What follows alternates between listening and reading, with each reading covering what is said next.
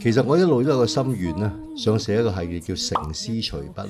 機緣巧合啦，咁好多時會見到有啲犯咧，佢睇啲術數書嘅，一行埋去，我見佢睇緊啲書，我話你識算命唔使坐監啦，因為佢火星入命。嗱，火星入命咧，容易啲頭髮就容易黃色嘅。OK，咁喺入邊好少叫名啊，咁佢哋不嬲就叫佢做金毛嘅，講你都唔信。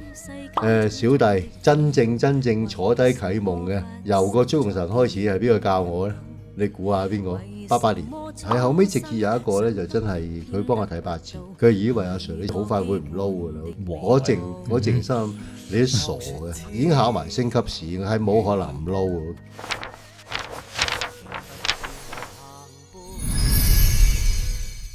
好，咁今集就有我阿奕啦，跟住有林正賢師傅啦。Hello， 大家好。跟住仲有林天寶師傅，係。我哋今集係講啲咩呢？今集會講翻咧阿林師傅喺術數方面啦，術數嘅背景啦，即係無啦啦點解會學咗呢啲咁嘅嘢咧？咁樣好啦，嗱，咁小弟涉獵呢個所謂術數個行業咧，關於玄學方面咧，不經不覺都幾十年啦。OK，其實我一路都有個心願啦，想寫一個系列叫成詩隨筆啊。嗱，喺如果風水書咧有一本書叫做從詩隨筆啦，就我就從詩喺我嚟嘅就不值一提嘅。嗱，緣起嘅話咧，我成日都話學一樣嘢咧，一定要有興趣先嘅，冇興趣咧好難將嗰樣嘢去深化嘅。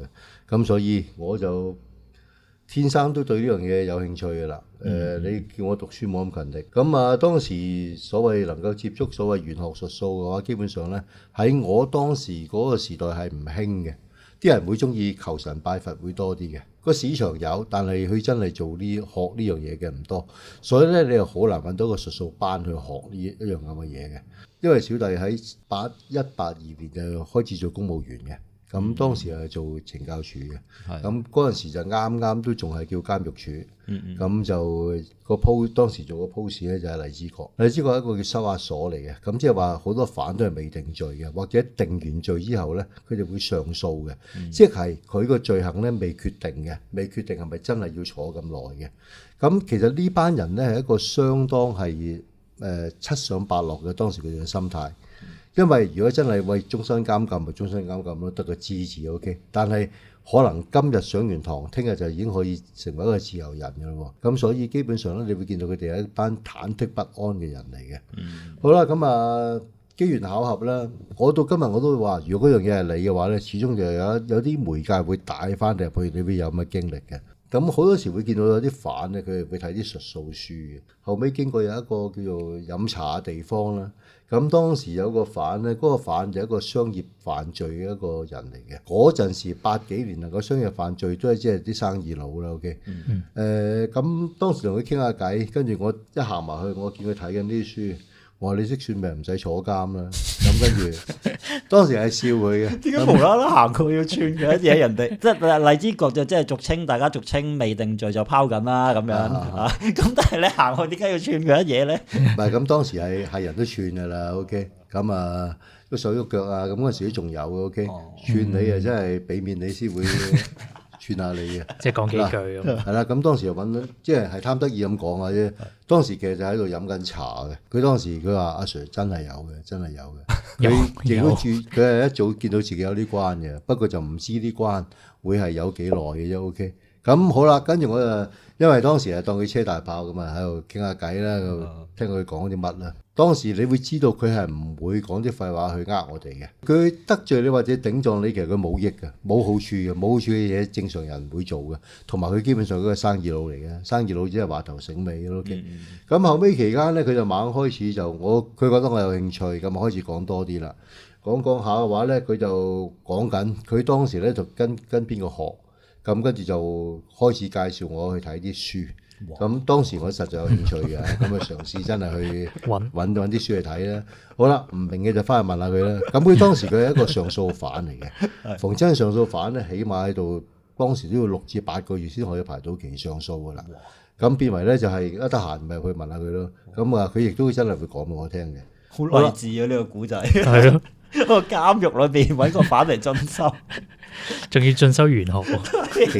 其實就係咧，當時就冇咩嘢做咁啊。既然有啲自己有興趣嘅嘢又唔使俾錢，咁咪照去做咯。係好啦，咁當時咧佢學緊紫微斗數嘅。啊，咁紫微斗數咧，原來由排星開始嘅，咁當時就猛排星啦。嗱，當時喺80幾年就冇咁進步嘅，就冇電腦，所有排星咧，全部都係要你揸住本書，跟住去對表，從而排出嚟嘅。嗱，我好記得嘅，當時每一次排星咧，你左揭右揭咧就要半個鐘。嗱，半個鐘，記住半個鐘係你因為起啱咗盤星啊 ，OK？ 你可以半個鐘之後咧，原來盤星係錯晒，係起錯嘅。嗱，起錯嘅話，即係隻錶行得唔準嘅，你仲可唔可以講到而家幾多點啊？講唔到嘅。個過程就係起完嘅話咧，跟住你就繼續去查書啦。就係有粒咩星，咁呢粒星係代表乜嘢？咁跟住你就睇翻妙望利陷咁樣一路寫翻入邊嘅嘢出嚟啦。去查邊本書啊？任何一本書得嘅，因為嗰陣時台灣已經好興嘅啦。哦，咁當時我就睇慧心齋主嘅書嘅，同埋香港有一個叫係咩江子瑜，我冇記錯個名。OK。咁啊，通常睇呢兩本書嘅，因為佢太過淺白啊。OK， 好啦，咁當時就做咗一輪咁嘅嘢，嘗試又抄出嚟，又開始希望可以能夠揭開人嘅一生嘅命運啦。嗱，知道唔多嘅，但係實在得出個效果咧，係比我想象中更加少，因為起半個鐘，講3分鐘，因為根本就講唔到任何嘢出嚟嘅。OK， 咁啊，但係條氣又唔順，咁但係。對方佢話佢知嘅，佢都係學嘅啫。OK， 佢都係喺度學緊啫。因為佢試過算命嘅，話知道乜劫，從而就係真係認個數，佢先至再深究翻呢樣嘢啫。OK，咁所以咧就係當時去揾再去進修嘅話咧，真係難嘅，你只會繼續去睇書嘅啫。咁最初咧，你係用邊個例子？譬如你用邊條命去起嘅咧，或者去邊條命去證實咗呢一樣嘢咧？嗱，其實就係每一個經歷術數嘅話咧，都會係不停咁揾你身邊人去算命噶啦。OK， 但係始終個運作都係起得耐，講得少，到最尾真係放棄咗嘅。因為嗰個反其實有冇同你揭示下啊？究竟我衰咩要坐咧？嗰盤星係咩嚟嘅咧？八卦一下先。實在冇，咁反而佢未自己命座火星，咁喺入邊好少叫名啊。咁佢哋不嬲就叫佢做金毛嘅，冇啲染髮嘅喎，坐監冇染髮。OK， 咁佢因為佢火星入命，嗱，火星入命咧，容易啲頭髮就容易黃色嘅。OK，咁其實而家我哋知道咧，黃色嘅話，基本上佢營養不良或者吸收力唔好，先會令到啲頭髮黃色嘅啫。OK，咁啊嗱，佢就話因為佢係粒火星入命，所以有咁嘅特徵。咁從而即係你會見到係有應驗度嘅。聽完又似層層咁喎，大佬，即係你把頭髮成個火雲邪神咁樣，我又知你冇得染。咁亦都自己嘗試過啦。我見過有啲人貪狼守命，因為貪狼係代表妲己 OK， 咁妲己係咪真係叫做係姣絲燉篤咧？對唔住又唔係喎，因為妲己粒星咧就話俾你聽係對於咩咧？神仙之術咧係有一個緣分嘅。係。咁我當時咧有幾個命盤咧都係貪狼守命嘅，佢真係一個叫虔誠嘅教徒嘅。嗱，呢一個就實在你見到佢應驗度嘅，如果冇應驗度，我一早抌咗啦。OK，但係實在咧就係嗰個所謂嘅利益嘅對等啊！我嘥咁多時間，但係真係用唔翻出嚟。OK， 但係又求助無門，所謂揾師傅亦都未揾到，咁卒之就放棄咗嘅。啊，講到呢度我想打個岔喎，師傅，因為咁啱我哋即係之前就講過，你當其時就已經有一個神功嘅能力啦。咁雖然都係尚待驗證緊佢係神啦，定係其他可能係真係鬼啊，定係咩啦咁樣。咁但係正常，喂，你有嗰個法科嘅能力或者神功嘅能力，咁你有疑問有問題咪直接問佢咯。咁點解無啦啦仲要尋求一啲術數另外呢方面咁辛苦嘅嘢咧？又要學又要驗證。好啦，咁嗱，其實如果神功你話要溝通嘅話咧，其實係有嘅，係得嘅。久而久之，你會知道你係隻杯嚟嘅啫。當有人倒啤酒，佢就係啤酒；倒咖啡就係咖啡。咁所以原來你控制唔到係邊樣嘢去答呢樣嘢。OK， 所謂雞毛蒜皮嘅嘢，你冇理由問個神㗎，個神亦都唔會睬你咯。神都嫌你煩啊！咁嗰陣時係會感覺係咁嘅。咁但係而家如果人就對個前景叫無知㗎嘛，希望任何都知。咁所以咧就希望透過術數就能夠知更加多嘅嘢咯。OK， 後尾再揾另外一個術數嘅話咧，當時係揾過占卜。咁所謂占卜咧最容易嘅話咧，基本上就梅花易數。咁只要你識金木水火土，識個卦，你已經所謂識得去占卜噶啦。準唔準就另外一回事。OK， 如果有人認為自己占卜準嘅真嘅，一生人佢3支卦係準，佢一生人已經唔使再做嘢噶啦。OK，但係你問下每一個占卜嘅，佢之前一定會好硬嘅，但係你問翻佢能唔能夠連續3支卦準，咁佢就會即刻軟化咗噶啦。OK，係咯，借盡推三口搞掂，係啦，絕對啱。OK，嗱，只要你一層樓，OK，係200萬，係按3次啦係，double up 上去啦。OK，你已經得噶啦。有人聽完我話你唔得啫，唔係佢唔得，佢得嘅，我真係。每日對佢五體投地，你真係話我聽3件事 ，OK， 我時間就冇乜嘅啦 ，OK， 咁所以我希望真係遇到咁嘅高人 ，OK， 大家口舌之爭就無謂啦 ，OK， 擺個事出嚟見真章咯。咁喺我嚟計就真係同你掟公字冇分別嘅 ，OK， 時得時唔得，咁所以到最尾我都唔會覺得佢係可以幫到我去決定人生嘅取向啦 ，OK， 好啦，咁跟住另外一個所謂表面係容易啲嘅就係八字。因為當時係學起八字啫嘛，學完起八字就可以講啦。OK， 八字點會易啊？因為點解會要查一查咧？喂，八字我開頭未學嘅時候我甲乙丙丁後面嗰啲差啲數唔到落去，唔識讀噶大佬。係啦嗱，就算難讀都係10個字啫嘛。OK， 就再加埋地支都係12個字啫嘛，係咪？咁所以當時你唔覺得佢難嘅，因為你見到個星盤，喂，100幾粒星，你真係企咗喺度嘅。咁啊，當時真係以為八字容易嘅，咁卒之咧就開始再翻去八字啦。OK，咁其實咧就係起八字咧，講真嘅，而家就一啲難度都冇咧，你撳入個 app 度已經得啦。但係其實嗰陣時起八字好多時起錯嘅。點解咧？你一唔小心，你查萬年你就會查錯噶啦。OK， 哦，即係嗰啲運，因為仲要排埋運。唔係運。嗱，就小兒嚟計。係。當時我俾我師傅睇。係。佢真係起錯咗八字，OK， 真事嘅。可唔可以講下點錯咧？佢錯咗個月份啊！哦，即係嗰啲24節氣嗰啲。係啦，冇錯，個年個日同個時都啱嘅，但係個月份係錯嘅。OK， 都幾嚴重。係啦，咁原來咧八字你起錯月份，你將佢全部命錯晒。OK， 咁啊呢個事實出現過嘅。OK， 當時學八字嘅話係有師傅嘅。嗱，佢當時我去選擇啲師傅咧，期間嚟計咧，當時已經唔係一張白紙啦嘛，咁所以係開始有啲選擇嘅。嗱，當時咧我就係特登揾咗個八字喺啲八字書度睇咧，就抄咗朱元璋個八字出嚟嘅。OK， 咁我特登抄咗個八字出嚟，跟住就當時咧個師傅，我就問佢：咦，師傅呢條命點啊？跟住佢第一口衝口而出，佢話呢個皇帝命嚟嘅，唔使算得實好嘅。我背咗，當時我真係內心真係驚一驚，咁你都知。後尾而家真係知嘅，因為係人都知嗰個係朱元璋個八字，地支就係辰戌丑未。OK， 咁啊當時真係覺得好神奇嘅，因為佢唔知我俾條咩命佢噶嘛。OK。咁啊，而家就知道咁，即係叫做有咁啱得咁巧，又有件事出嚟啦。OK， 咁即係話而家突然間俾個子卯酉俾你睇。OK， 你一睇已經知乾隆王。OK， 嗱當時係真係由個心度俾佢打一突驚出嚟嘅。好啦，咁期間就真係有學過八字，學八字就講祝融神啦。OK， 嗱講你都唔信，小弟真正坐低啟夢嘅。OK， 由個祝融神開始係邊個教我咧？你估下邊個？咩年份先？你講個年份嚟。88年。88年有個師傅，哇！我都係估嘅喎。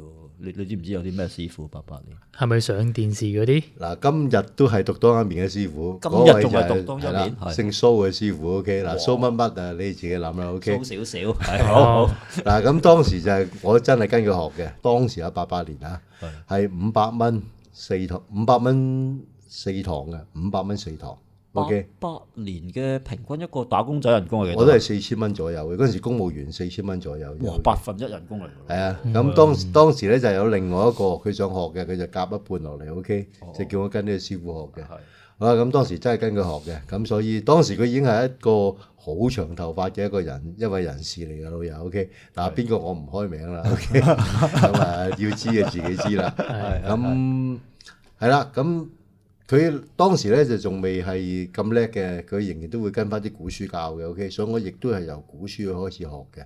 好啦，咁但係當時話學識俾你聽咧，就呃你嘅啫。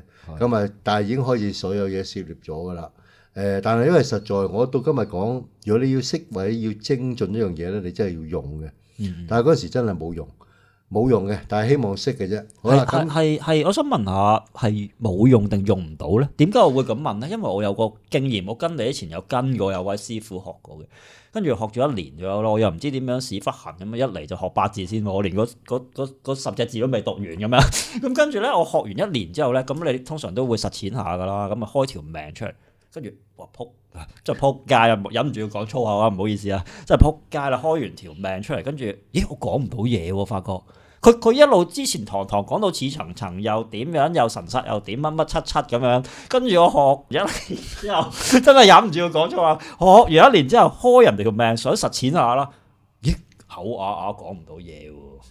係其實嗰陣時咧，因為有個算命嘅經驗啊，咁所以過往所謂我不能夠幫佢算嗰啲都覺得唔準嘅，所以就唔會再俾佢命我算啦。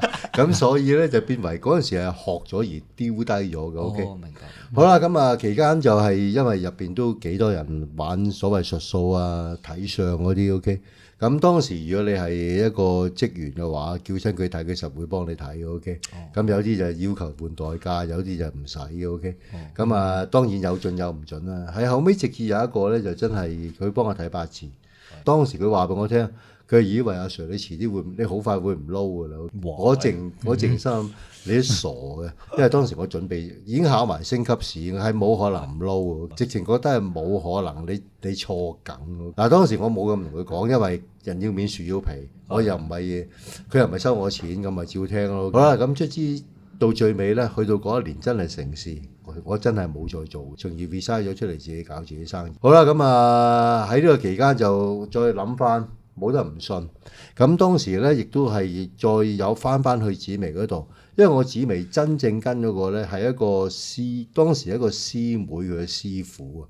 個師妹就係神宮入邊嘅師妹，而佢師傅係一個道姑嚟嘅。咁啊，當時就佢有心教，但我冇乜心學嘅。咁啊，變為就真係有咁嘅歷程咧。咁聽咗就算啦。咁所以當時咧就聽咗好多所謂術數嘅知識啊。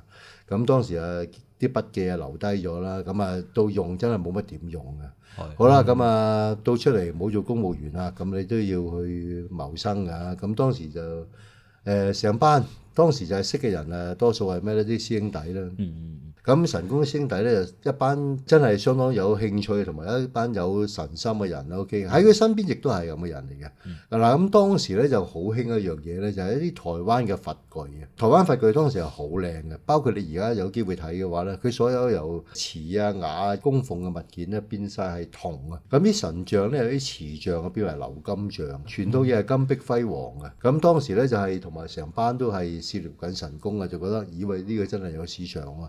因為差不多係人一見到個哇，真係屋企套神具要換咗佢啦。OK， 真係咁講嘅。咁啊，當時就包括埋嗰個市面嘅氣氛啦。同埋當時係真係開咗好多呢啲鋪頭嘅。咁覺得當時係得做嘅。咁所以由呢度開始就真真正正而涉獵去咗個佛具鋪開始啦。咁啊，佛具鋪又關算命咩事咧？嗱，當你做一個佛具鋪嘅時間咧，就好多人會問翻拜神啊。拜佛啊嘅事嘅，咁啊有啲規儀啊，佢唔識嘅話，佢都希望唔會做錯咯。OK，咁人有一個好特別嘅，成日就話驚做錯得罪個神，個神就會唔保佑你。OK，嗱，其實呢樣嘢幾唔合邏輯嘅。咁你仲衰過去拜一個黑社會，黑社會你做錯嘢佢都唔會搞你一路有，你仲去拜神反而會驚個神會搞翻你轉頭。好啦，咁除咗係拜神拜佛嘅話咧，亦都好多時啲人會問啲風水嘅問題啊，或者係啲問啲算命嘅問題，因為佢當你真係會識嘅，從而你先會開嘅。咁所以久而久之咧，亦都見到嗰個啲客嘅需要啦。好多時會問啲命理同埋係風水嘅問題啦。咁當時咧亦都開始所謂涉獵風水嘅。咁當時涉獵嘅風水咧就叫八宅派咯。OK，咁後尾嗱我學得唔好話八宅派唔得。咁即係頭先跟嗰位師傅，你上完學完命就順便學埋風水嘅。當時佢係送俾我，佢唔好學啦，我送餅帶俾你睇，你睇完就識㗎啦。有緣喎。嗱咁根本上嗱可以嗰餅帶就半個鐘嘅，當能夠半個鐘你睇完識嘅話，你覺得呢個係咪風水咯？速成啊嘛。係啦，所以係好多嘢係得嘅。OK， 咁小弟嘅資質真係唔夠，就未能夠心領神會嘅。OK， 咁好啦，咁卒之咧就係既然能夠用啦，咁所以亦都希望就營運好啲嗰個門市咧，咁所以就更加開始揼心機入去過往自己學過嘢，從而深化佢啦。咁當時亦都所謂要出嚟揾食啦。份人工亦都唔係咁穩定嘅，咁亦都希望咧能夠有啲副業去做下啦，從而希望增長個收入啦。嗱，呢個就係小弟所真正開始接觸所謂術數方面，唔係神功，係術數方面嘅緣起咯。咁當然後邊之後就好多所謂嘅經歷，因為術數其實就係一個漫漫長路嚟嘅。當時咧術數已經開始成行㗎啦。你有機會坊間有好多師傅嘅，OK，小弟好不幸。跟所有嘅師傅都未能夠教到小弟任何一樣嘢嘅，OK，咁啊，所以令到小弟反正翻就係記住，當對方唔啱嘅話，即係佢證實咗啱嗰邊係個方向俾你聽㗎啦，OK，咁啊，反而令我領唔到呢個真理嘅啫。有機會我哋慢慢逐步去講啦。咁頭先都講過啦，話係先做佛具，然後再涉獵一啲叫命理算命啊，去幫啲客人去做咁啦。咁其實一啲人係通常揾你係捉鬼多啊，定係算命多咧？定係兩樣都？譬如捉鬼唔掂嘅，先揾你算命。嗱，如果你打開門做生意嘅話咧，基本上乜嘢客都會有嘅。嗱，如果純粹以我嘅經驗嚟分享嘅話咧，遇鬼嘅有兩個情況，一係條命真係會帶住嘅，帶住從而你算命都已經睇得出嘅啦。OK， 嗱，但係如果佢真係條命睇唔出嘅話，如果遇鬼嘅話咧，反而真係佢風水或者個居所係出現咗呢啲問題嘅，從而亦都會引發啲所謂陰靈嘅埋嚟騷擾啦。